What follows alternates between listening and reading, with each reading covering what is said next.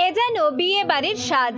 চারপাশে ঝলমলে আলোর রোশনাই, সুসজ্জিত প্যান্ডেল, আর তা দেখতেই ভিড় জমাচ্ছেন এলাকার মানুষ। তবে না, এখানে কোনো বিয়ের অনুষ্ঠান নয়, এই সাজ আসলে ভোট গ্রহণ কেন্দ্রের। আগামীকাল সকাল থেকেই এখানেই শুরু হবে ভোট গ্রহণ।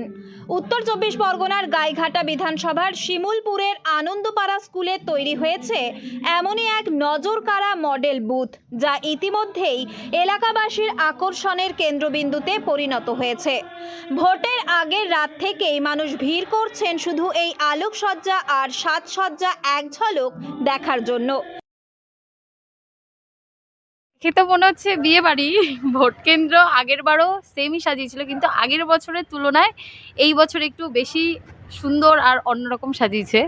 জানা গিয়েছে, গত লোকসভা নির্বাচনের ধারা বজায় রেখেই এবারও এই বিধানসভায় 5টি বুথকে বিশেষভাবে সাজিয়ে তোলা হয়েছে। বাইরে ও ভিতরে রঙিন আলো, পরিষ্কার পরিচ্ছন্ন পরিবেশ এবং আকর্ষণীয় সাজসজ্জায় মডেল বুথটিকে একেবারে উৎসবের মণ্ডপের রূপ দিয়েছে।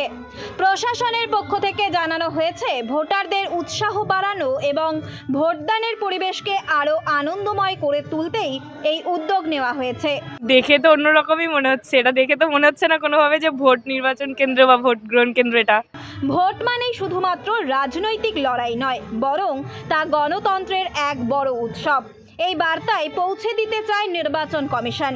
নির্বাচনের মতো গুরুত্বপূর্ণ দায়িত্ব পালনকে উৎসবের আবহে মুড়ে ফেলতে এই ধরনের মডেল বুথ যে এক অভিনব উদ্যোগ, তা বলাই বাহুল্য। এটা ভোট কেন্দ্র, এখানে কেউ মনে হচ্ছে পুরোটা অনুষ্ঠান বাড়ি।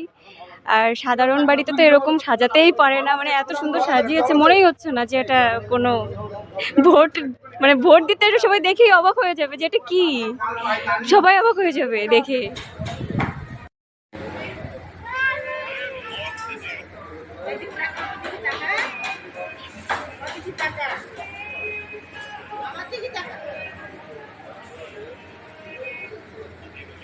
এটার ডেকোরেশন আমাদের গতবারও হয়েছিল।